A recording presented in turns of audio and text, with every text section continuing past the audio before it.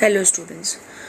So last time हम लोगों ने SN1 रिएक्शन देख लिया था और वो 2 स्टेप रिएक्शन होता है। स्टेप 1 रिएक्शन जो होता है वो फॉर्मेशन ऑफ कार्बोकैटायन होता है और सेकेंड स्टेप जो होता है वो हमारा होता है अटैक ऑफ न्यूक्लियोफाइल। हमने ये भी देख लिया था कि अटैक ऑफ न्यूक्लियोफाइल में जो न्यूक्लियोफाइल है वो फ्रंट और बैक साइड दोनों तरफ से हमारा अटैक कर सकता है, जिसके वजह से हमारा 2 प्रोडक्ट आते हैं SN1 रिएक्शन में। एंड बिकॉज ऑफ दैट इसको हम जो प्रोडक्ट हमारा आता है वो 2 टाइप का आता है, ठीक है। एक तो फ्रंट साइड से भी अटैक कर सकता है और बैक साइड से भी इजीली अटैक कर सकता है, तो वो रेसिमिक मिक्सचर प्रोडक्ट आता है और इस प्रोसेस को हम रेसिमाइजेशन भी कहते हैं, ठीक है।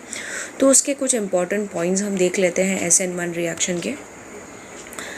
ये जो रिएक्शन होता है वो फर्स्ट ऑर्डर रिएक्शन होता है और काफ़ी ज़्यादा स्लो रिएक्शन होता है, स्लो प्रोसेस होती है। बिकॉज मैंने आपको बताया था फर्स्ट स्टेप में जो CX बॉन्ड है उसको तोड़ने के लिए काफ़ी ज़्यादा टाइम चाहिए, काफ़ी ज़्यादा स्ट्रॉन्ग बॉन्ड होता है, जिसके वजह से ये जो प्रोसेस है वो बहुत ज़्यादा स्लो होता है, ठीक है। अगर आप रिएक्टिविटी देखोगे तो रिएक्टिविटी जो है टर्शरी अल्काइल हैलाइड जो होता है वो सेकेंडरी से ज़्यादा स्ट्रॉन्गर होता है और सेकेंडरी जो है वो हमारा प्राइमरी से ज़्यादा स्ट्रॉन्गर होता है। तो रिएक्टिविटी अगर इसमें आपको चेक करना है तो टर्शरी अल्काइल हैलाइड जो होता है आपको वो लेना होगा, because it is more reactive.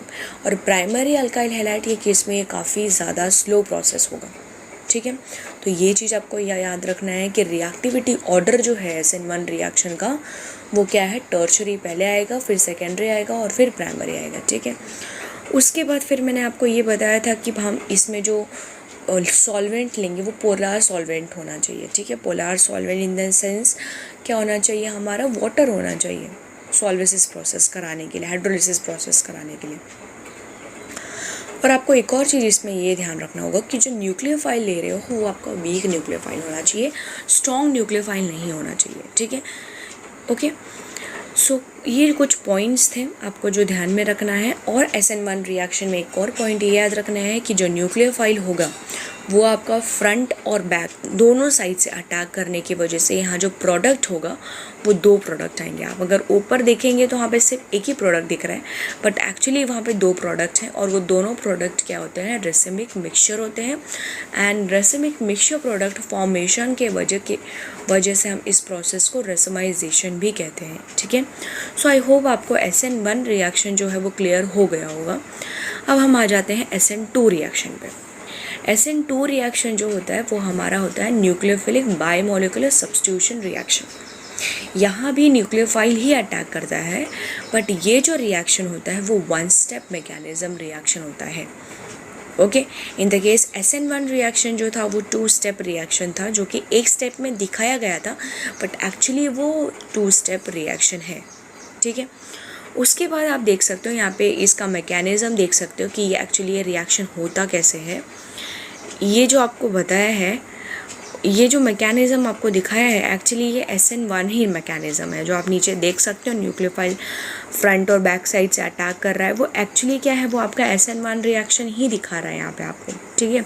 वो फ्रंट साइड से भी कर सकता है, बैक साइड से भी कर सकता है। तो इस वजह से यहाँ पे 2 प्रोडक्ट फॉर्म हो रहे हैं और ये जो 2 प्रोडक्ट फॉर्म हो रहे हैं उसको हम रेसिमिक मिक्सचर कहते हैं, जिसके वजह से उस प्रोसेस को रेसिमाइजेशन कहते हैं, ठीक है। अब हमारा जो नेक्स्ट रिएक्शन है वो हमारा आ जाता है न्यूक्लियोफिलिक सब्स्टिट्यूशन बायोमोलिकुलर रिएक्शन, ठीक है। Nucleophilic biomolecular substitution reaction. अब आप इसका मैकेनिज़्म आगे देख सकते हो। ये रिएक्शन में एक्चुअली हमें लेना क्या पड़ता है, इसमें इम्पॉर्टेंट ये होता है कि जो हम स्टार्टिंग मटेरियल ले रहे हैं वो टर्शरी नहीं होना चाहिए, वो अल्काइल हैलाइड होना चाहिए, वो प्राइमरी अल्काइल हैलाइड होना चाहिए जो, ठीक है। सो SN2 की जो रिएक्टिविटी होती है उसमें प्राइमरी अल्काइल हैलाइड लेना होता है। तो आप देख सकते हो कि हमने प्राइमरी अल्काइल हैलाइड लिया है, और फिर हमने क्या किया है, प्राइमरी अल्काइल हैलाइड लिया है। इसमें कुछ ब्रेकेज नहीं करना है। इसमें होता क्या है, डायरेक्टली इसमें क्या होता है कि जो न्यूक्लियोफाइल है वो बैक साइड से अटैक करता है कार्बन पे। आप देख सकते हो यहाँ पे न्यूक्लियोफाइल है, कोई भी न्यूक्लियोफाइल हो सकता है, OH हो सकता है, OR हो सकता है। न्यूक्लियोफाइल जो इलेक्ट्रॉन रिच कंपाउंड्स होते हैं वो न्यूक्लियोफाइल होते हैं।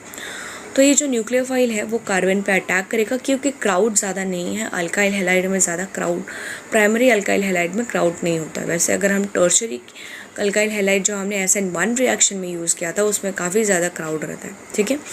तो यहाँ जो न्यूक्लियोफाइल है वो कार्बन पे इजीली बैक साइड से अटैक करेगा, जिसके वजह से आप ये जो मिडल में एक ट्रांजिशन स्टेट देख सकते हो। ये जो ट्रांजिशन स्टेट जो होता है वो 2 या 3 सेकेंड्स के लिए फॉर्म होता है और उसके बाद एक्चुअल जो प्रोडक्ट है वो फॉर्म हो जाता है।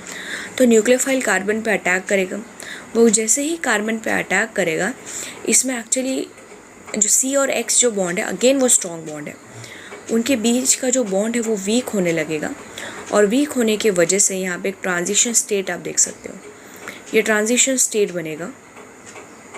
और ये जो ट्रांजिशन स्टेट जो है वो कुछ देर के लिए रहेगा और उसके बाद क्या होगा कि C और X का बॉन्ड जो है वो ब्रेक हो जाएगा और न्यूक्लियोफाइल अटैक कर देगा। न्यूक्लियोफाइल जैसे ही अटैक करेगा जितने भी अल्काइल और हाइड्रोजन जो ग्रुप है वो एक साइड शिफ्ट हो जाएंगे। You can see over here, एक साइड वो राइट हैंड साइड शिफ्ट हो गया और न्यूक्लियोफाइल जो है वो हमारा लेफ्ट हैंड साइड है, ठीक है। सो आप यहाँ पे देख सकते हो कि ये जो प्रोडक्ट आपको फॉर्म हुआ है वो क्या है, इन्वर्टेड प्रोडक्ट है। मतलब आपका जो प्रोडक्ट है वो पूरा एक क्या है, एक साइड आ चुका है, ठीक है। पूरा एक साइड ये जो प्रोडक्ट है वो आ चुका है और न्यूक्लियोफाइल एक साइड है, ठीक है।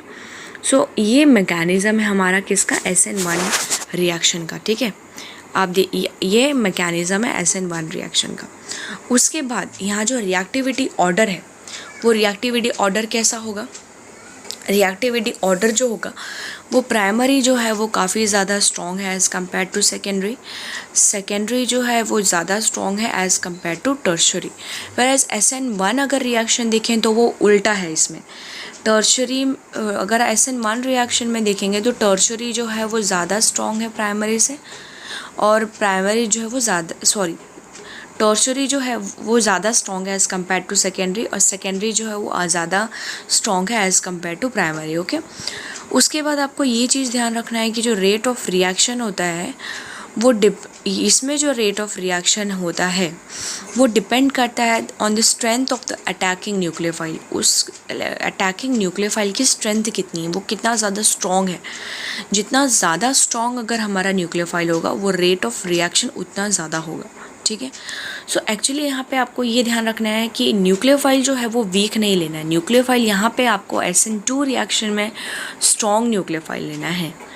पोलर सॉल्वेंट जो आप यहाँ पे नॉन पोलर सॉल्वेंट भी ले सकते हो, whereas in case SN1 reaction में आप पोलर सॉल्वेंट ले रहे थे, यहाँ पे आप नॉन पोलर सॉल्वेंट भी ले सकते हो, पर जो न्यूक्लियोफाइल होगा वो क्या होना चाहिए, हाई कॉन्सेंट्रेशन का, मीन्स हाई उसका जो स्ट्रेंथ है वो काफ़ी ज़्यादा होना चाहिए। सो ये चीज़ आपको यहाँ पे क्या करना है, ध्यान रखना है, ठीक है। सो आई होप आपका जो SN1 और SN2 रिएक्शन है वो कुछ लगभग क्लियर हो गया होगा। SN1 और SN2 में कुछ चीज़ें डिफ्रेंशिएट है, ठीक है। जैसे हम SN1 रिएक्शन की अगर बात करेंगे तो उसमें आप क्या लोगे, आप उसमें लोगे tertiary alkyl halide, whereas SN1 में आप क्या लोगे, प्राइमरी अल्काइल हैलाइड लोगे। SN1 रिएक्शन जो है वो पोलर सॉल्वेंट में होता है, सॉल्वेसिस प्रोसेस होता है, पर SN2 रिएक्शन जो है वो नॉन पोलर सॉल्वेंट में भी हो सकता है। SN1 रिएक्शन जो है उसमें 2 प्रोडक्ट्स फॉर्म होते हैं, रेसिमिक मिक्सचर फॉर्म होता है। यहाँ जो प्रोडक्ट होता है वो क्या होता है, इन्वर्टेड प्रोडक्ट होता है, ठीक है। SN1 रिएक्शन जो है वो 2 स्टेप मैकेनिज़्म है, बट SN2 जो है वो 1 स्टेप मैकेनिज़्म है, ठीक है। SN1 रिएक्शन में जो आप न्यूक्लियोफाइल लोगे वो वीक न्यूक्लियोफाइल ले सकते हो, बट SN2 रिएक्शन में आप जो न्यूक्लियोफाइल लोगे that should be strong nucleophile. तो ये जो कुछ चीज़ें हैं आपको ध्यान में रखनी है SN1 रिएक्शन, SN2 रिएक्शन, क्योंकि ये रिएक्शंस इंपॉर्टेंट है। इसके बेसिस पे बहुत सारे रिएक्टिविटी क्वेश्चंस पूछे जाते हैं, ठीक है। तो ये चीज़ें आपको थोड़ा क्या करना है, ध्यान में रखना है। फिर आप नीचे यहाँ पे रिएक्टिविटी ऑर्डर देख सकते हो SN1 रिएक्शन का, SN2 रिएक्शन का, ठीक है। एंड रेट ऑफ रिएक्शन भी आपको पता है कि rate of reaction SN1 reaction का बहुत ही स्लो होता है, और SN2 रिएक्शन जो है उसका किस पर डिपेंड करता है, अटैकिंग न्यूक्लियोफाइल पे SN2 रिएक्शन का डिपेंड करता है। तो आज हमने क्या किया, SN1 और SN2 रिएक्शन जो है वो कंप्लीट कर दिया, और नेक्स्ट टाइम हम इसका आगे का जो टॉपिक है वो देखेंगे, ओके। So thank you.